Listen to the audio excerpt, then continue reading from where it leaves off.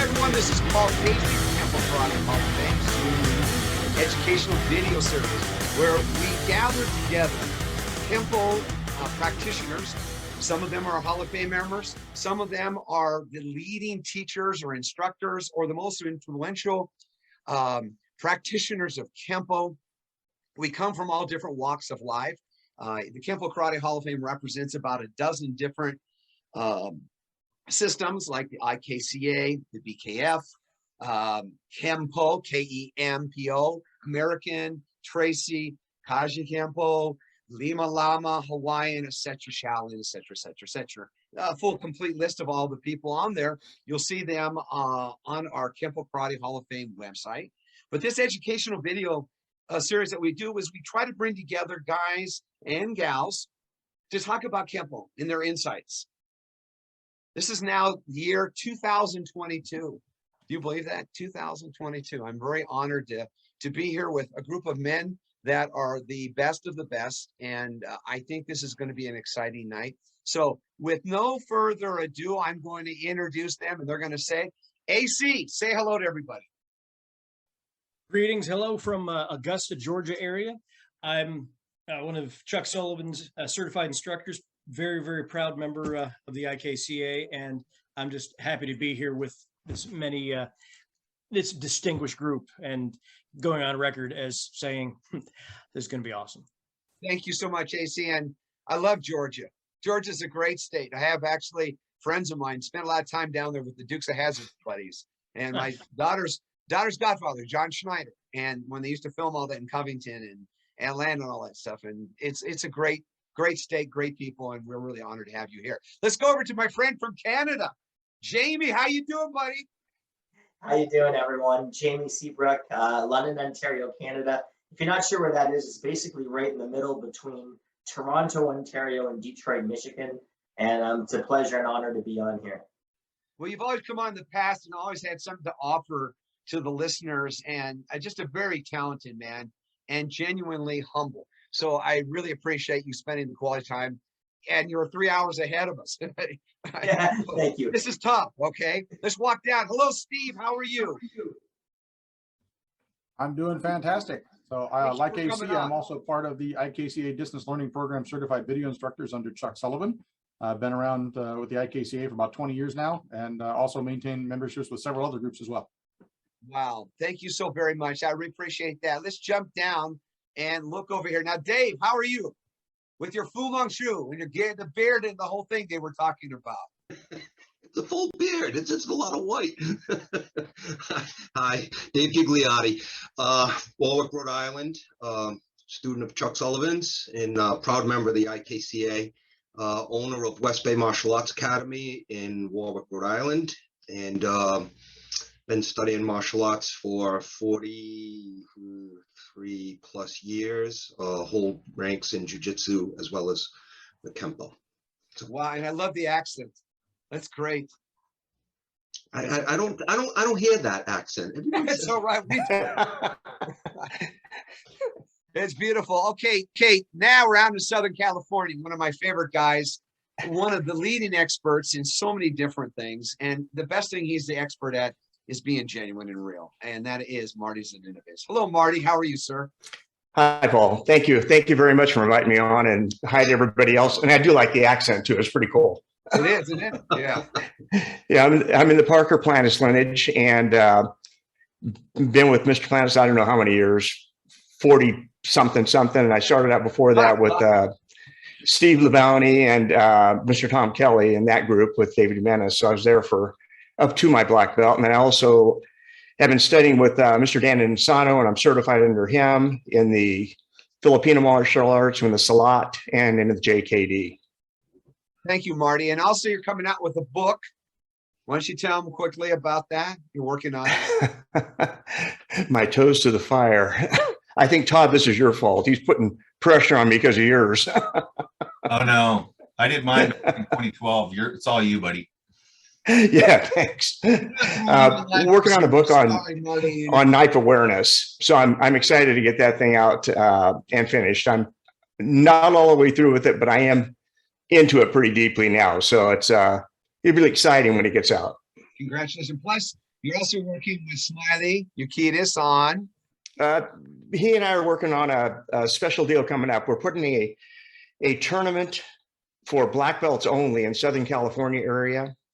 And what we're trying to do is bring back the old style of martial arts and make it a black belt tournament only, along with some seminars that we're going to put it on with it too, and have some of the distinguished seniors of ours, come and teach at that too. So it's still in the work stage now, but hopefully by midsummer, early fall, we'll have it up and running and ready to go. Nice plug, but that's not what I was going to talk about. I was talking about your training weapons. Well, that's okay, but we had to talk about that one too. Sorry about this, guys.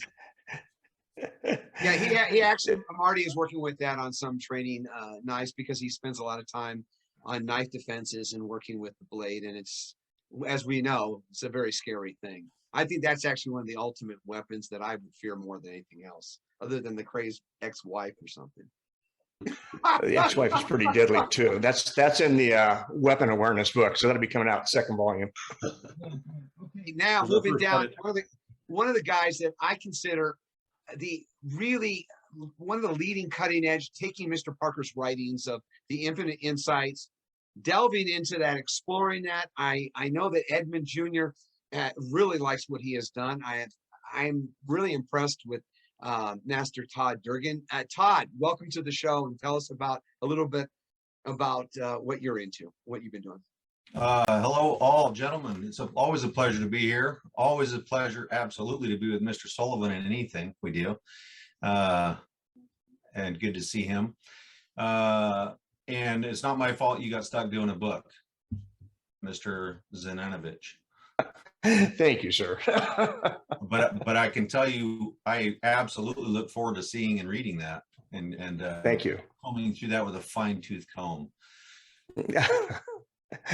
I'm sure you will. I'm sure you will. Tell us about what you've created, your foundation, what you're doing with the system that you're working on. So Facing Combatives is really a culmination of a lot of my years in the arts, not as many as some of the other gentlemen in the room, but the integration of other facets of the martial arts. So I'm not just all Kenpo has answers for everything, although the principles and concepts are certainly universal. I've integrated some basic judo understanding, some jujitsus, a lot of Kali Arnis, basically kind of trying to develop my own subsystem of Kali Arnis, Eskrima, within the Facing Combatives. So it's all tied together through the concepts and principles found and taught through the Kenpo system. Finally, last but not least, my father. I love this guy. He's a father to almost everyone that's here. One of the greatest influence, and he's genuine. I mean, boy, what an inspiration. Grandmaster Chuck Sullivan. Hello, sir. How are you? Fantastic, guys. How are y'all? We're good. Thank you so much for taking time, and you look rather dapper tonight. I don't know why. It's just me, old Eon. It's good. Tonight's discussion, and I asked Chuck and the other gentlemen here, 2022 is a new year for us all, and it's a new beginning. So it's a chance for us to start to think about leadership. What's leadership? That definition you guys are all going to explain to me in a moment. But I came up with a quote that I wrote some time ago, and I think the greatest gift is a life which inspires others to greatness. That's what a teacher does: inspires, encourages, impacts, that makes an influence on one's life. What does that mean to you, Steve, to be a leader, to be a Kenpo leader? So there was a author that I found several years ago. His name was Richard Marcinko. He was the founder of SEAL Team 6. He wrote a book which is called The Rogue Warrior's Secrets of Leadership. And his very first commandment of leadership is, thou shalt always lead from the front. So what that really means to me is that in order to be leading, you have to have people willing to follow the direction you're going in. And if you're not doing the right things and you're not going in the right direction, nobody's going to want to follow you. So we have actually one of my favorite leaders on the call today. And one of my favorite things to do to point out to people is everything that Chuck Sullivan does, act as a leader. And one of my favorite things he does is empower others. So he does everything he can to do right by everybody. He has been a genuine person as long as I have known him, which is since 2002. And by the manner in which he treats people, people want to learn from him and keep going along with their own training. That's the type of leadership that endeavors to grow an organization, to perpetuate a system, and to create wonderful bonds of friendship and brotherhood within people you train with. Because let's be real, all of us want to put on these fancy pajamas and go around and beat each other up, right? If you're not confident in the trust with the people that you're working with, not going to go very far because you're just not going to last. You know, that's interesting. You said that. Do you have a military background, Steve? I do not. I'm just a very big fan of that particular author. Then you obviously are familiar with the treatises of the art of war. Okay. Yep. Mr. Sullivan embodies that. There's no doubt on that. Let's go to Dave. Dave, tell me about being a leader in Kenpo. You've been in the martial arts for over 40 odd years. How do you inspire others to do the best or bring the best out of them? Well, boy, I was just going to say everything Steve said, and he took everything out of my mouth. So I have nothing. Do over. What's your answer, sir? Well, you know, it's to help that person overcome challenges and hurdles. You know, one of my favorite classes that I host at my studio is my special needs classes. And those classes to me they're my favorites because those people give me 110% just to learn how to kick. So for me, when I look at that and I look at a student or students, I try and pick out what will help them overcome hurdles. And that way they walk away with a positive win. And that helps the art and you know, my training and teaching move forward. So I think a good leader can recognize or should be able to recognize in their students what they need, what will help them grow as a person, not just as a martial artist, but as a person. And in that way, that makes them hungry for more. They wanna continue to be better. Martial arts isn't just, to me, martial arts isn't just about kicking and punching. It's a lifestyle. It's something that we take with us no matter where we go, and helps us become better people. Let's go over to Marty Zaninovich. Marty, you've been in the martial arts for a long time as well. You've worked with many great instructors, Labounty, Kelly, Inosano, and numerous others as well. What was the leadership qualities that you saw in them that inspired you in your training? I think what inspired me the most was the humility, and they didn't look at themselves as much as they looked at you and trying to give you that growth. And like the gentleman talked earlier, I think Steve said, Dave said, everybody's been talking the same, to empower you on your journey. You know, they're more of a, like Guru Inosano usually says, he said he's more of a mentor and a guide on your journey, and whatever he can do to keep you from making a hard turn the wrong way, but still allow you to explore and discover on your own, really helps, you know, give you that authenticity that you're looking for as you move forward in that confidence level. You know, it's getting every day, if you can have a student become 1% better by the end of that year, at that 1% ratio, that's 365% much better than when they started. And it's always looking after them to give them the best that you can give them, and not keeping them in I don't like definitive boundaries a lot of times. I like keeping it a fluid boundary learning environment. That way they're able to come out with their own self-expression, and teaching them how to laugh at themselves when they make a mistake. And that was one thing that we weren't used to. And I went over to the Inosano thought process. You know, he always stated, just laugh at yourself when you make a mistake. And I think when you instill that into a student, they become okay with themselves to know they can make a mistake. And I think for us being teachers, you know, to assure them that, hey, we've made plenty of mistakes and we still make mistakes every day, but we're here, you know, as a, like I say, a guide and a mentor to help them on their journey too. I want to think the best things is that Parker and Trejo instilled in me, the number one thing is you got to show up. You got to show up, and you lead by example. Let's welcome to our discussion here, Sipo, Chalene Herring. Hello, Chalene. How are you, honey? How you doing, baby? One of our newest members of the Hall of Fame. Just a genuine good human being. Her husband was Steve. And why don't you unmute yourself? Chalene, can you do that? I am now. Oh, good, sweetie. Okay. We talked a little bit before that we're talking about leadership and looking at inspiration and how to teach and whatnot. And you've had a vast history of doing that. You work a lot with children, correct? That's right. Okay. Help us to understand, how do you inspire and teach these children so they're motivated and stay focused on your lesson plan that night? Because children, they're off. They're like butterflies. They're all over the place. Yeah, they are. But, you know, in my history of teaching with kids and all these years, what I do know is if you set a bar for them, they will climb to whatever bar you set. They will believe in you, because when they come to you, they're open and they're innocent, and they are ready to let you give them whatever you can. So they're like an empty cup. And when you can fill that cup up, that's how they become amazing. So I think it's more of our attitude about what they can do and what we can expect of them.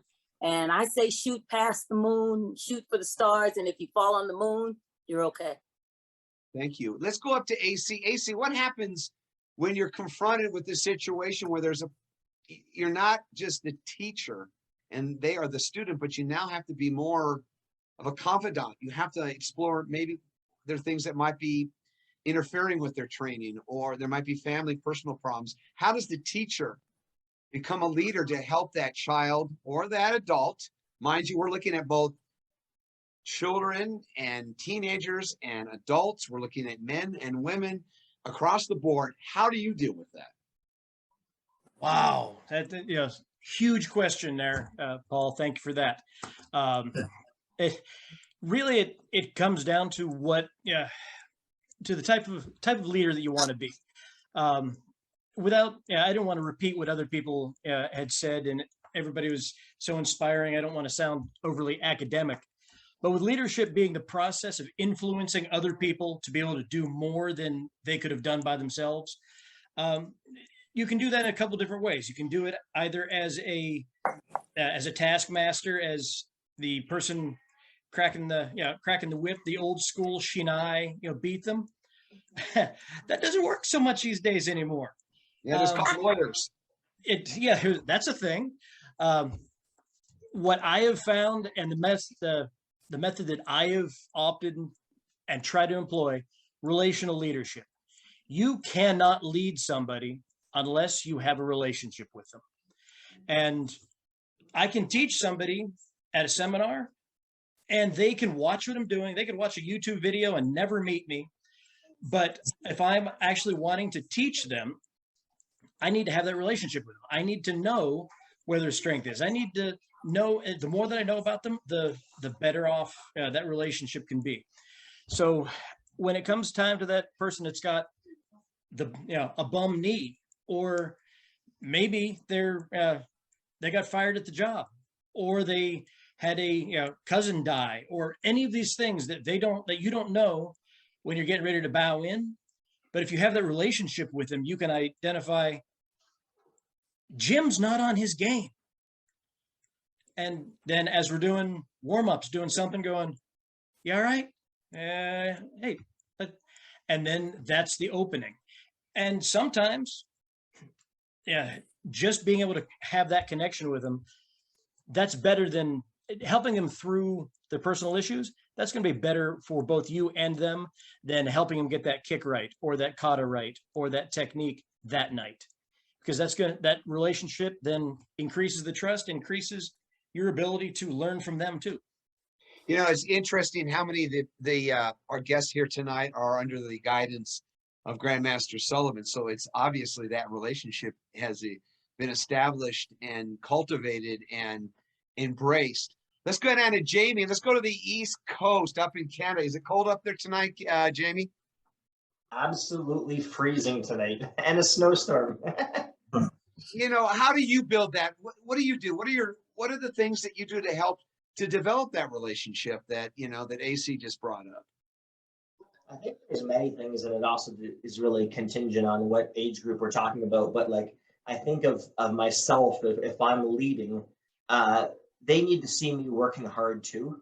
So it's one thing to have them do everything, but I also believe in kind of leading by example. So, you know, if the kids are sparring, I actually put my gear on and I spar every one of them as well. Like, oh, cool. You know, I got to fight Mr. Seabrook today, and I try to win by like this much. So I bring out the best in them. And I think of Kenpo as a vehicle, like others have said, that really helps them believe they can accomplish anything in all areas of their life.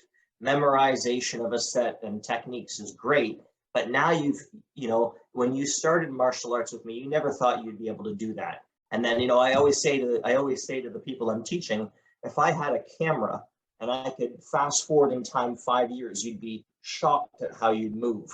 And they understand because they've been with me many years, you know, and here they were 5 years ago and here's where they are today. And then I say, if I could fast forward in time another 5 years. So it's that constant belief, them knowing that you believe in them, I think is really, really paramount. Let's go up to Todd. Todd, you mostly deal with young adults and adults, correct? Yes, sir. Okay, so your I've approach is going to be a little bit different than, say, Jamie's with children. How do you establish a relationship with these students so that they understand that there's going to be a bond here between you, and that their best interest is yours as well? Well, see, one of the most powerful things that you can do is find out what their motivation is and what ingredients they need to succeed in any given moment. Overall, you know, a lot of people will walk into a school and say, "Oh yeah, I want to be a black belt." Okay, or they'll walk into a school and I want to learn how to defend myself. That's not the real reason they're there, I've found usually. You know, everybody has had great points, but you know, how do you develop that relationship? It's based on initially you have to develop or set a level of trust so that they can trust you to be the person that's going to help guide them through their journey in the art.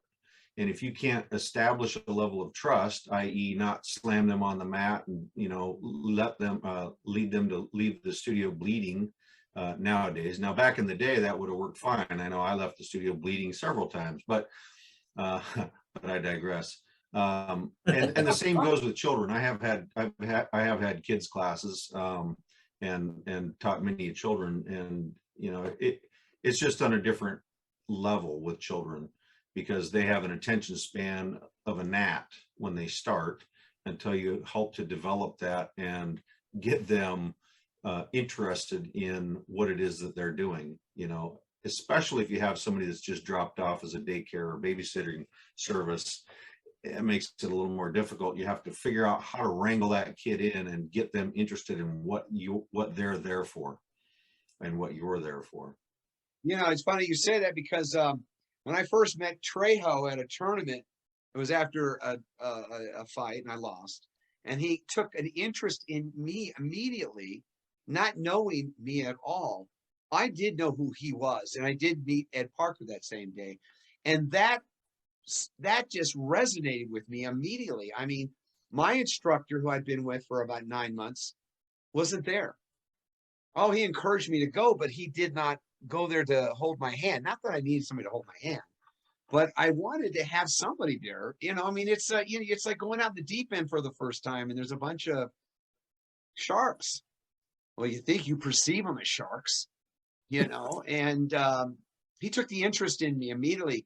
And when we hit it off, he says, we sat down and did an interview. Now, mind you, I'm an older guy now. I'm almost 17 years old at the time I walked in to talk to him. And getting ready to get out of my senior year of high school. And he says, okay, he knew my instructor, he knew that. And he took the interest to say, listen, you come to me. He taught me the first lesson, which was respect. Respect the school, respect the mat, respect the patch. Can't do it, gotta leave.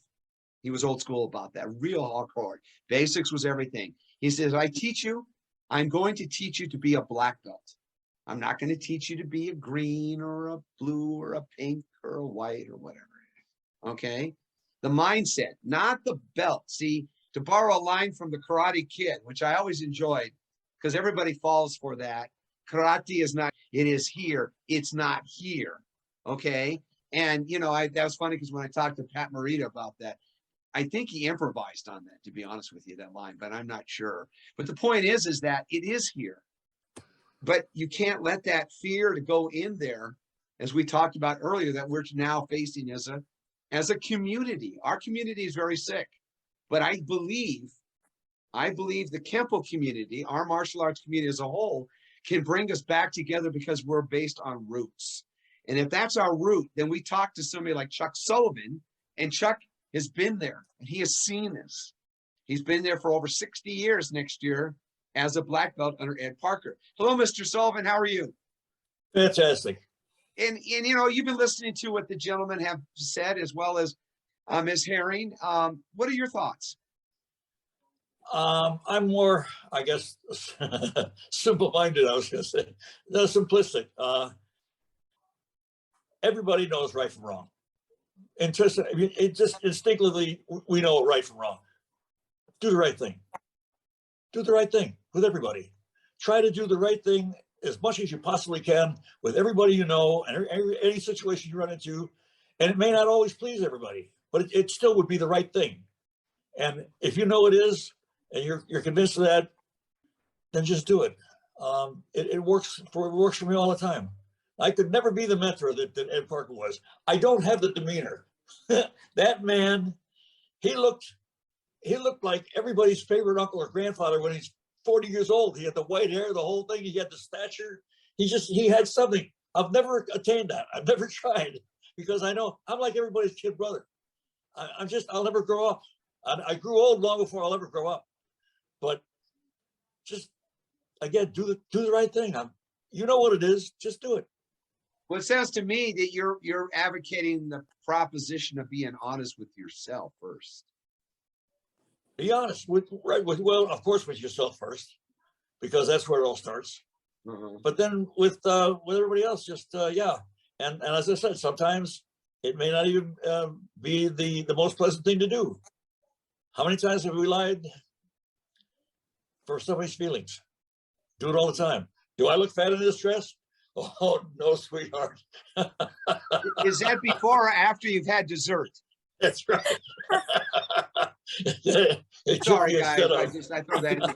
Well, I'm For going the to record, the correct be answer to a honest. question like that is you actually look a lot better in that dress instead. Wait, AC, how long have you been married? Hey, that's smooth. 20 years on the 29th of last month. Congratulations. So tell me, Congratulations. My wife did all the hard work. what is the most difficult thing, Steve, you had to do when you had to work with Chuck Sullivan?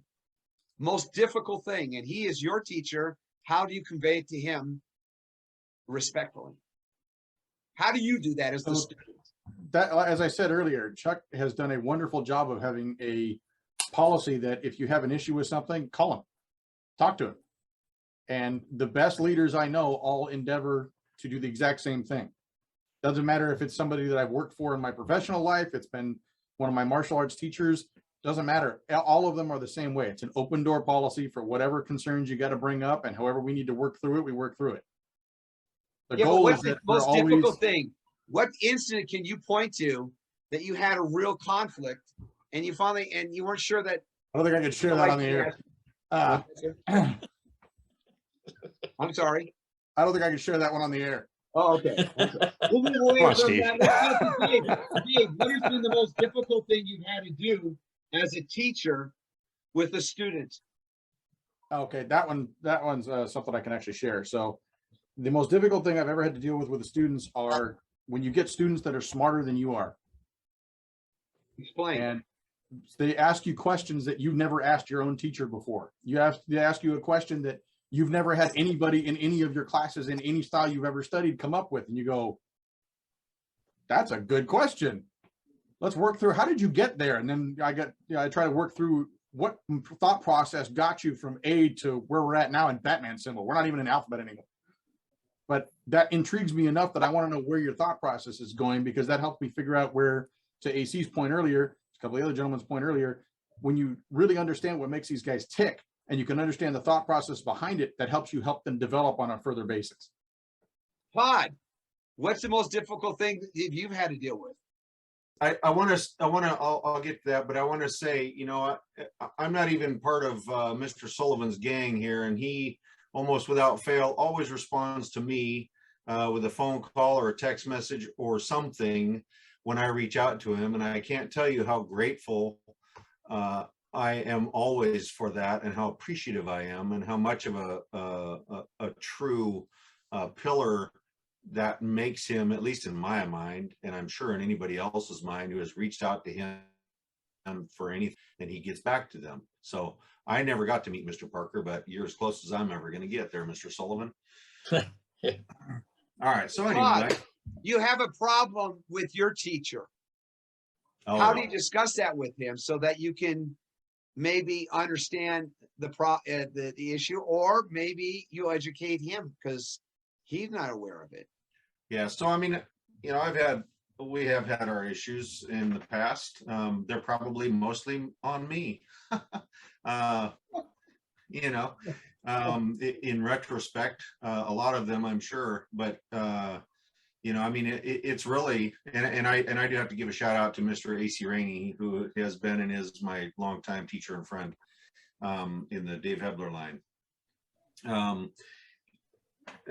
We've had issues in the past, and ultimately, you know, you kind of have to determine the best route to go about understanding both sides of the issue, and what the best resolution is. Because if you don't come to the table with some sort of resolution or some sort of answer to the problem that you're having, at least an idea of what it's going to be, then there's no point in even approaching it until you get to that, until you have some sort of idea of an understanding of what is the resolution to this problem that I have, right?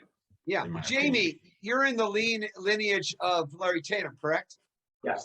Okay, how do you address that problem if you don't agree with Mr. Tatum's idea or concept or principle? How do you tell him that? Because we know that he's a very strong individual. So he has his opinion. He's going to share what he's going to. How do you deal with it in a diplomatic way?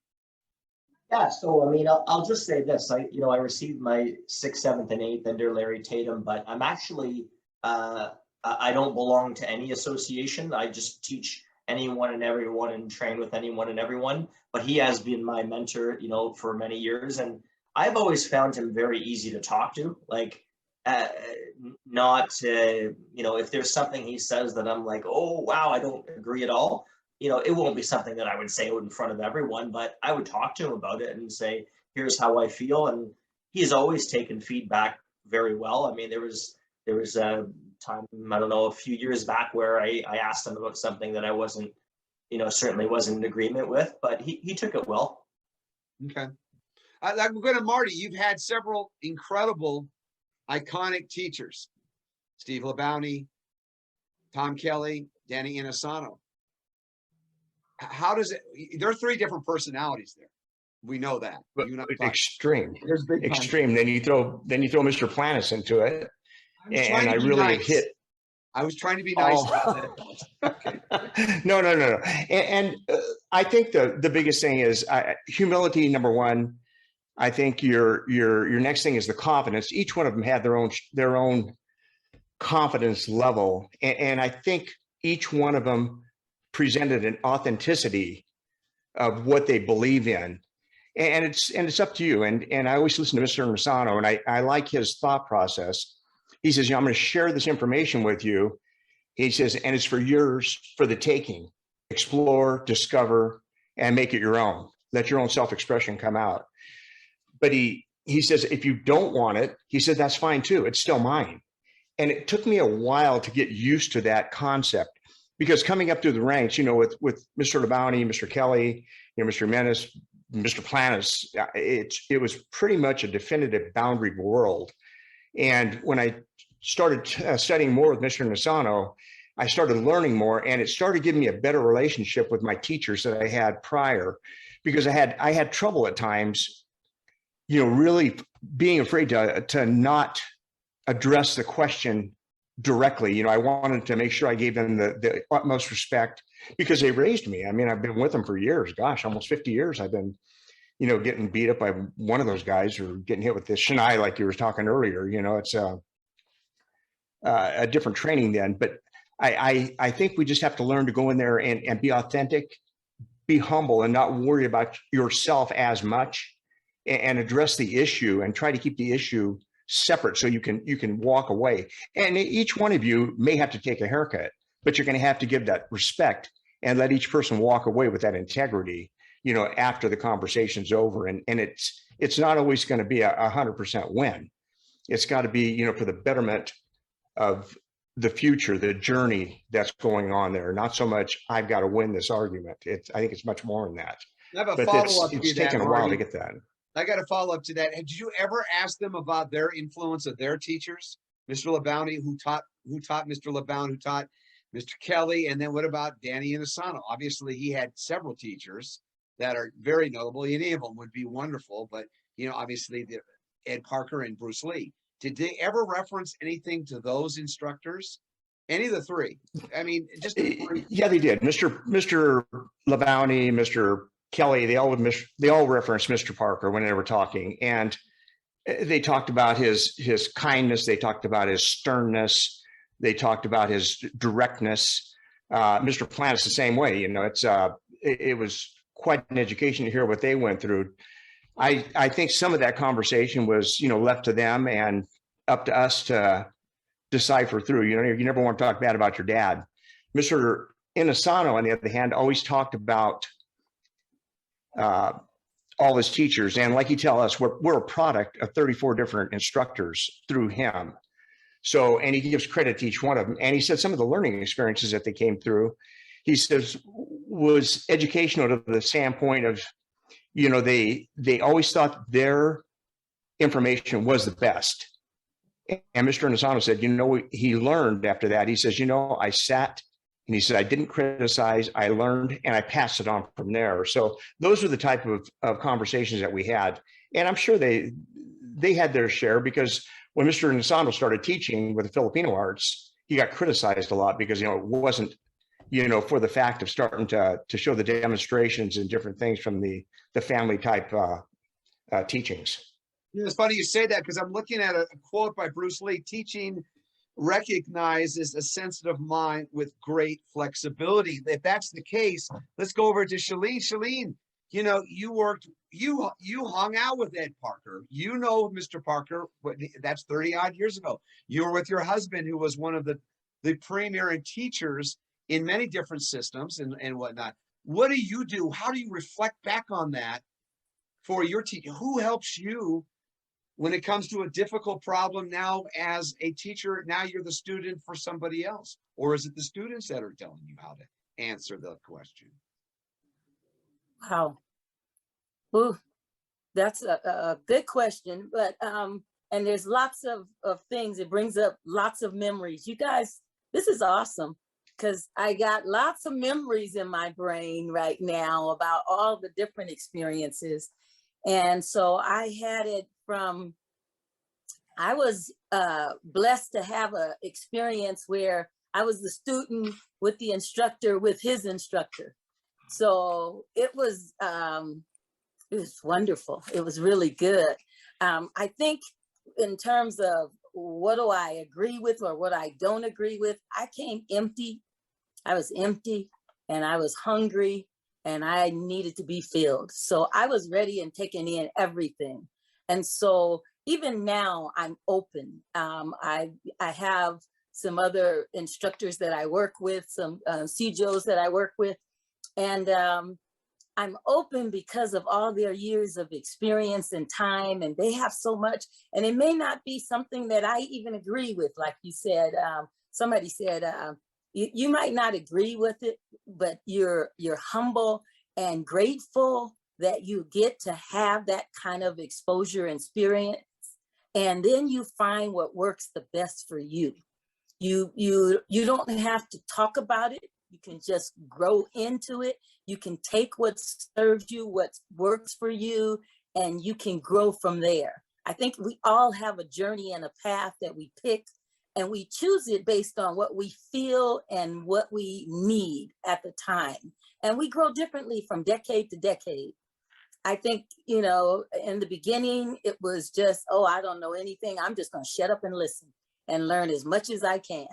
And then you get to that point where you start weeding out some things that don't serve you. And it's not, I don't think there's a good, there's a bad, there's an other. There just is. You get out of life what you put into it. And so if you are present and in the moment with whomever that is that you're working with and you're learning from, then you have a gift. And you don't even realize it's a gift maybe until after you've been through the journey for a while and you realize, whoa, I got some of that. And then you know what a gift you have. Well, actually, that refers to what Marty said about sharing. I'm going to quote something that Chuck Sullivan will know immediately what this is about. The man who knows how will always be the student, but the man who knows why will continue to be the instructor. That is the founder of American Kenpo, Ed Parker. I've been at many seminars where he used a Socratic method. For those who know what that means, he would never really answer you immediately. He would give you a question response, but then he would obviously he would answer that if he saw that we needed to move on. And I learned to be in the back of the room. not one of these guys that say, Mr. Parker, I don't think that's going to work. Or instead of being more strategic, like, Mr. Parker, I'm not really sure how that works. Could you explain that to us? And you know, AC's in the front. He'll dummy for you, okay? Chuck, am I talking truth there? Am I talking No, truth? yes. What even you said there about, could you show me how it works? That's a kind of a dangerous thing to do too. Well, I never volunteered me. I'm sorry. I learned that the first time.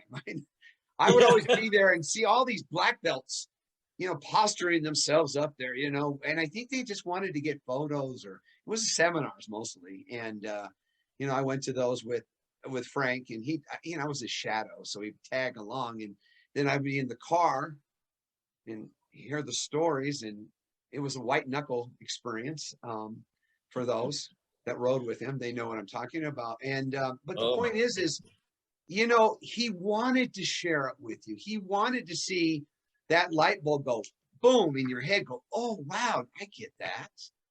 It just got him going. And I think that's what every one of the guests that are here today, like Dave, I know for so many years you've been teaching, the light bulb goes off for you when you see that student go, yes, I get it. And you go, it's a beautiful thing. It's what I call a perfect moment. And especially with children with special needs. Wow, they're pure at heart.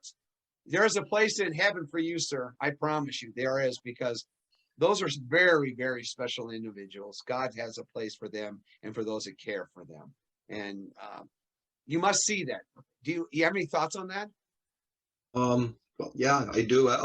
Actually, it's funny. I was thrown into that community because my daughter has special needs. So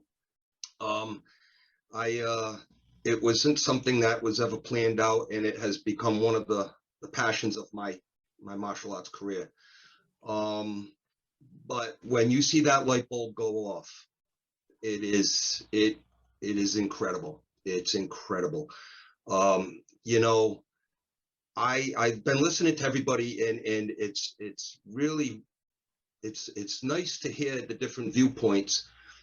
But I found, since being an instructor and a teacher, or a sensei, sifu, whatever you want to call yourself, I've learned more about what I do and what I teach than when I was actually a hardened practitioner.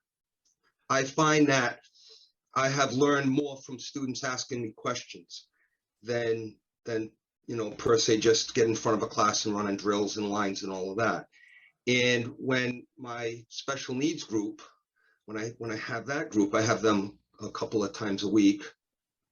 When they come up and they'll say, I want to show you something. And they'll show me the first part of our blocking form, which is it's like short form 1. It's very short. And they'll go through it, and they'll struggle through it, and it's taken them almost a year to learn it. And they just have this look in their eye like, was that good? And boy, I'll tell you, it's a win. I mean, I walk out of there, I'm not even walking on the ground. I'm walking out of my studio that night, and I'm like, that was awesome. I mean, and that to me, that's what it's about. That's what it's about. Applause, sir. Congratulations. That is so admirable. Thank you for that inspiration. You know, Frank, when I was there in the early 80s, he developed a program for the special needs children. At the time, it was it's a transition between people with disabilities, handicapped, to people with special needs, which is a more politically correct, the other words that we don't want to use, that, sadly that's antiquated, but that's when the light goes on, and there's that warm fuzzy feeling you get when you work with an individual, be it a healthy child or a child with special needs, and the light bulb goes on. But what happens, Todd, what happens when the light bulb goes off and you can't seem to have them flick it on, Mr. Durgan? What do you do? How do you reevaluate your teaching plan that you'd work through? And you're you have a very complicated and very detailed analysis, which is incredible. By the way, if you get a chance, read the book. I had to go through it 2 or 3 times and call them about 20 times to figure it out. I think it goes back to that whole, inspiration and motivation, and figuring out different ways to convey the message and help with the motivation and the inspiration, as opposed, a lot of people have what's called, referred to by Mr. White, Bob White, as contempt prior to investigation. And so oftentimes, and I've seen it, and it's one of my favorite sayings because it's so true. And I try to keep that, I try to harbor that as something that I don't ever want to be guilty of. But one of the things that happens is commonly is that we see or hear something and immediately shut down and dismiss it or disbelieve it because it's something that we feel or understand to be contrary to what we already have. And that's not uncommon to what you're talking about, where somebody may just shut down and they're not understanding it. There's other elements to that. The understanding of the message you're conveying versus what they're getting. Now, they're probably, as a student, probably not holding in contempt the message, but the message has to be changed. It has to be customized for either the young ears or the old, already knowledgeable person, that smart guy that came into your class that, you don't know where they came up with that question.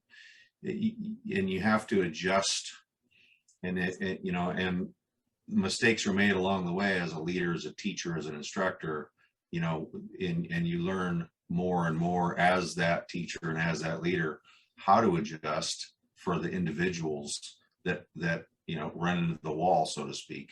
I mean, everybody in this chat session has run into a wall at some point with something in their journey, in their career, and how do you overcome that? Steve, I was told by some of my seniors, I used to walk 5 miles to practice at night and walk home at night to see if I knew what I was doing. How do you deal with somebody that's locked in with a blockage that says this is the way it has to be because this is the way I was taught? Sort of like if you take and address the old Kenpo technique, 5 swords. Well, it's 4 roundhouse step through. I mean, the guy doesn't do it that way, and then you have a conniption in the Friday night line. Yeah, what are you doing? You can't do that. You have to learn to modify. How do you address those problems? How do you make somebody see your point of view? So this goes back, and here's my cheap plug, and you can feel free to edit this if you want. This goes back to the genesis of my own podcast. And the short version of it is, because we don't have time for the long version, the short version is all of us willingly put on these pajamas to come work out together, right? Somewhere along the line, it went from this group of people, like in Mr. Sullivan's generation, they had the Friday night fights or the Thursday night fights where all the local schools would get together and work out together and enjoy sharing material and sharing information and seeing how we can help each other learn and grow and all that kind of fun stuff. I believe I'm the youngest person on this particular roundtable here, so I'm going to go out on a limb with that. My generation is very much the same way. Somewhere in the middle, they started getting this weird thing about, oh, you do X style, you suck. That carries to the same principle of, oh, that technique, it only works if it's this, or this material only works if it's this. What I try to look for is figuring out, okay, you've got point of view here, I've got point of view here. Where do we meet in the middle? Where's the win-win that we can build off of what you have an issue with, what I've got an issue with, or what information you brought to the table, what information I brought to the table? How do we build on that and find a common ground solution for it? And that's the same reason I started my podcast, was I want to talk to anybody who wants to talk about martial arts. I love this stuff. I plan on doing this until I'm older than Mr. Sullivan is. Cheap plug there. You know, if I can make it to 60 years in the martial arts, that's a pretty darn good accomplishment. And he's passed out already. So the more we can figure out what the similarity is or where the common ground is, I think it's easier to get over the roadblock of whatever the issue is. So having to understand where somebody's coming from, understand what the root cause of the issue is, both of those pieces help you understand where you can go next with it. Marty, is it sort of the analogy, like some people always think, I don't want to use any political references or religious references, but nobody wants to feel they're going the wrong place. They've got the right style or system. And, you know, right, AC? I mean, think about that. I mean, when it's all over with, I hope I end up in the right place. The wrong guy? Is that why I'm in the wrong place? To your wrong point, thing? Oh my God. Well, you know, go ahead. Oh, I'm sorry. For what I was going to say is, you know, there's so many different ways to attain that, and you look at it, and you look at the Star Spangled Banner. How many different renditions are there of the Star Spangled Banner? All singing the same message, all putting across the point. You know, they're letting their own self-expression come out and deliver that message. The martial arts is similar to that, and I think as teachers, as everybody stated so eloquently, you know, it's our job. And I think it was Socrates that said, you know, the highest form of learning is teaching. And that's what we do. We share, we care. They don't really care how much you know until that student knows how much you care about what you're doing. If that passion's not there and your heart is not in it, you know, you can go and take any lesson you want with the greatest of all times. You can go with a Michael Jordan. Doesn't mean you're going to be a Michael Jordan. You know, he's got a God-given attribute that is beyond none, plus the hard work that he put into it. The beauty of this is, and I love the Inosanto thought process here, become the best person you could be, and you're never going to be me, I'm never going to be you, but your own self-expression is what counts. And how do I make you flourish with that? And to your point earlier, Steve, you're right. You have to give and you have to adjust when you're teaching it, or else we're going to miss the point. I think in the CrossFit, you know, they always say disguised reps are the best way to do it, because you can get them to do an exercise if you're creative enough and bring out the best in them, and they don't even realize you did it. But they've got to know you're caring about that, and you're flexible enough in your thinking to think about them and bring out the best that they can be to make them that, like we talked earlier, that 1% better than they were yesterday. And let them know, give them the high five, give them the hug, and let them know that you've landed on your butt 100 times too, you know, trying it. We're not infallible. You know, we're people just like them. And I was teaching a gentleman the other night, and he said, man, I want to be like you. I said, you are, but you're just at a different time frame. I've had it a little bit longer than you. I said, and that's it. You'll catch up. I said, and you'll exceed. I want you to be better than anybody, you know, that you're putting on a pedestal. We're not on pedestals. We're humans. We make mistakes. We laugh about them. We keep trying, but we don't quit. It's interesting you brought up Socrates because he thinks the lowest form of a conversation is opinion, and the other one would be gossip. And, you know, when you talk about learning, the key here that we're focusing in on is the knowledge of the martial arts and how you acquire it. It's like different pieces of fruit. Are you going to reach for the lowest? It might be the most sour because it was the easiest obtained. Sometimes the work is there, the balance. You have to work hard at it. You know, think about this, AC. We're going to get to the final question. I'm going to run this by everybody here.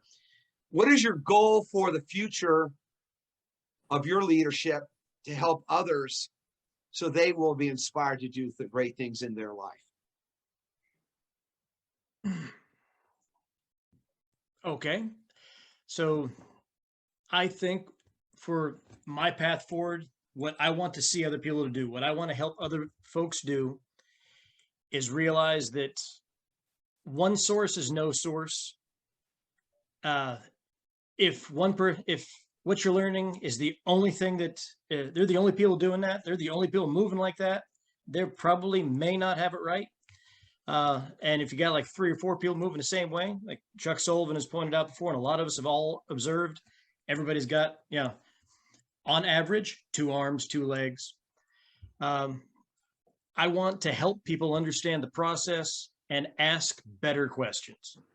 Just ask better questions so that they can become, I don't want them to be me because I want them to be better than me. I want them to be good thems. Terrible grammar, but Jamie, your thoughts. What do you feel for 2022? You work with children, you work with adults. What is the key to your leadership? A few words. Yeah, so I think back at when I first opened my school, it was in '95, and I have some students who've been with me now like 25 years, and the reality is I'd love them all to be with me, but students come and go, and they go into different areas of their life.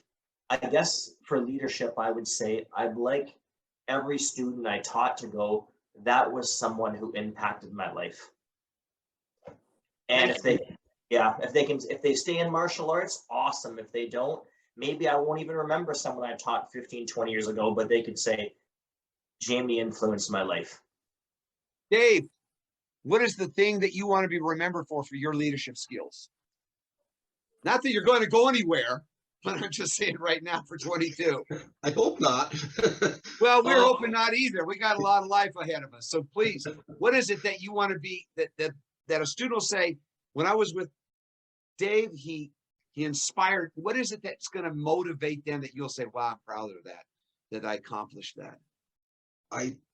If I had to say anything about that, it would be for them and myself and for their peers not to set limits on their abilities to learn the martial arts, to say, I can't do this, to say that it's too hard. And I'm really talking right now more about my special needs group because we touched upon that. And that's the one that's probably nearest and dearest to my heart. I teach mostly adults in all my groups, but I have found that more people, a lot of times people put limitations in their own mind on what they can and can't do. But if I'm there to help them and show them the path and show them that they can actually do it, and then they do it, it's a win that they'll take out of the dojo and into their regular life. And I think that's what I would want for me to be remembered for them, by them, is that I help them to maybe a little bit better quality of life through martial arts. Thank you, Dave. Let's move on over to a few more, and then we're going to end this with Mr. Sullivan and give him the final word on it. But Chalene, leadership, what is it that you want your students to come back and say, hey, and they have come back to see you because we've talked about this. A few of them come back to see you. The ones that have come back to see you, what have they said to you? Lots of different things, but I think more than anything else, perseverance. That I taught them how to persevere meaning not just in martial arts, because most of them didn't even make it to black belt, but just to persevere whatever they were doing in life. So it's not just martial arts. Martial arts is a tool for us to live in this life. And it's all of us present, it's our tool because it speaks to us the most. But it's not everybody's tool, but it is something that can give you a tool to get through life. And so my thing that I would like people to remember is I keep saying yes. Yes, say yes.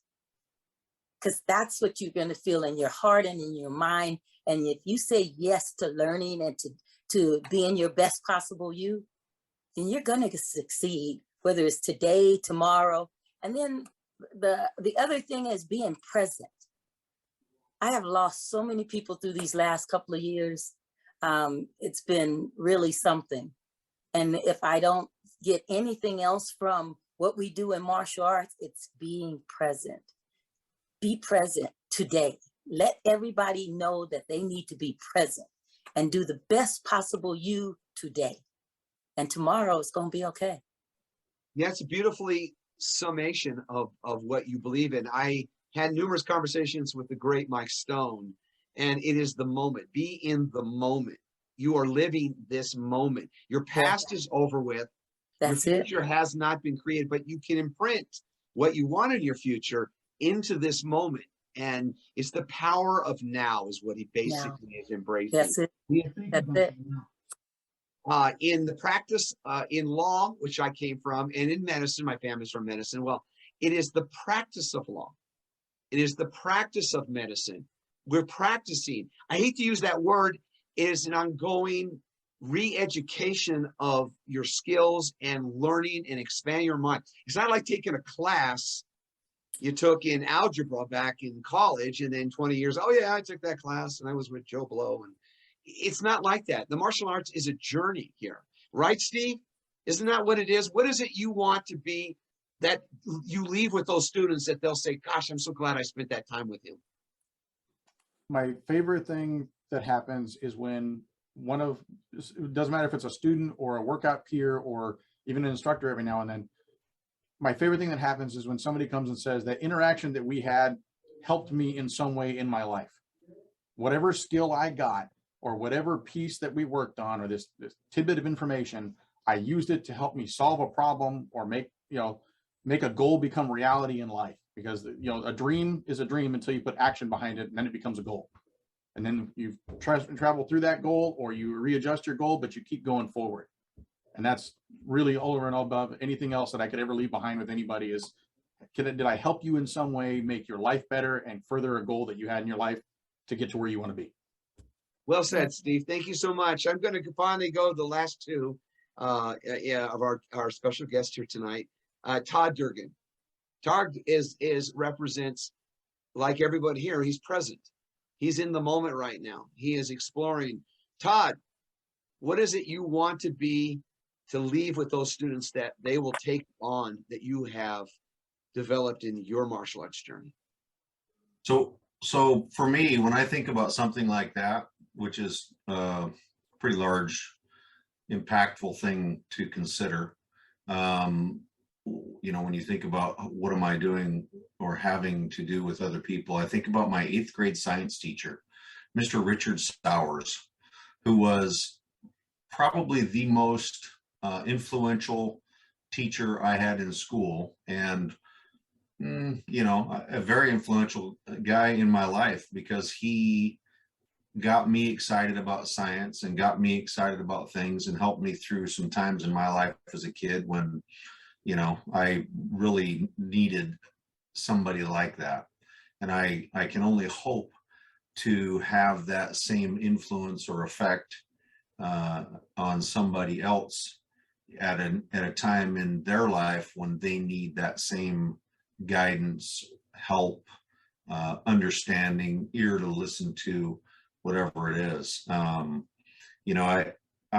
It's always my goal to help my students learn how to learn something new every day. it's one thing to learn something new every day. It's another thing to figure out how to learn something new every day. How do I accept that openly and willingly? I know I'm always, I admire Mr. Zaninovich a great deal because he has the opportunity, but he takes the opportunity to train and practice with the people that he has around him. And that's an admirable thing, for anybody that does that. So yeah, for me, how can I help people learn how to learn something new every day? Not just me, I take advantage of that. My students are there, obviously to acquire things, but they're there for me to acquire things as well. It's a reciprocal relationship. My duty first to them, secondly to me. Thank you. That was well said. One thing that we look at, teachers come in all forms. They can be all walks of life. Some can communicate to you in different ways. Like you said, others reference to teachers in school, or it could be a buddy that you grew up with, or a play friend that you had, or it could be a child, or it could be an adult, could be anything. Some people will communicate to you and you'll learn something from them and you never speak a word. I've used this example before. If we were to say the reference to the word ball, take a ball, and we use it in English, we use it in, say, German or Chinese or Latin or Spanish, it represents the same thing. It's just the term that it's being used. So we have to have that communication. One of the people that inspired me in my life was my daughter. She could not speak. She was unable to do that. But she did things for me that changed my whole perspective of life. And something I wrote about her, and I thought about this before this discussion of leadership. Leadership is by action, by doing, going out and doing that. Frank told me this before he died. We were going down to see Bob White, and I wanted to bring him with me for that elevation to 10th degree. And Frank was there in his wheelchair without his arm and his legs. And he said, Pablo, I'm an old man. It's not my path to walk anymore. And I thought about that. I said, well, I can help you. You can come with me. No, you're not listening to me. And I thought about that. When I got home with my daughter, I looked at her, and what I learned from her and from Frank collectively was that to pursue the path that leads you to your own greatness fulfilled, your own greatness fulfilled. Mr. Sullivan, give us some words of wisdom before we close about your path and journey, so you can share with all these people that admire you and you inspire. Well, I'm going to kill some of that admiration right now because, Paul, it's been a ball. It's just been fun. When my son was 4 years old, we were at Disneyland, and he always said to me, he said, Dad, I really like having fun. I thought, what a great statement. I really like having fun. So do I, Paul. That's why I've never grown up. I grew old long before I could grow up. I'm having the best time of my life. If I finish a class and we haven't had some fun, it's been a dismal night. Every time I get together with these people, we have fun. We have genuine fun. We kibitz, we prowl around, and we work hard. We train. It's no bullshit. We get down, but we're having fun. And to me, I'm sorry, guys, all the lofty things I've heard, and I agree with you all. I really do. I agree with everything. But if it wasn't fun, I'm gone. When it stops. Thank you. I appreciate you sharing. What you do is you remind us we should be childlike and focus on the simplicity of why we really want to be there. It's fun. It's just fun. Yeah. Who else can stay? How can you stay in something 64 years, 63 years, come next? Oh, no, this month. No, I'm sorry, February, next month. How can you stay that it wasn't fun? It's got to be fun. Otherwise, you do something else that is fun. Thank you, Chuck. I want to say, AC, thank you very much. Dave, thank you for coming in on this. Truly, you are always welcome. My good friend Marty, obviously, always an inspiration. Jamie, I hope it thaws out for you on the East Coast soon and that they open up and they get together, remembering life is supposed to be the moment, it's supposed to be fun. Chalene, I'm looking forward to seeing you in June with Yes, sir. your nominee. That would be awesome. Steve, thank you so much for the quotes, the references, continued success in your own podcast. Keep on sharing the fun with others and inspire. And then finally, you know, Mr. Durgan, one of my best friends. I love this guy. He is just an amazing individual, genuine, honest. And you know what? You couldn't find a better group of people here. And we're honored to have you too, Mr. Sullivan. Thank you so much. So on Thank you behalf for of doing the this, Paul. thank you, Joey. Yes. Yes. I'm going to Thank close you. it now. All right. Thank you. Anyway, on behalf of you the Kenpo Karate Hall of Fame, it is truly an honor to have you all here. And thank you. Salute. Salute. Yes. Salute. Thank you.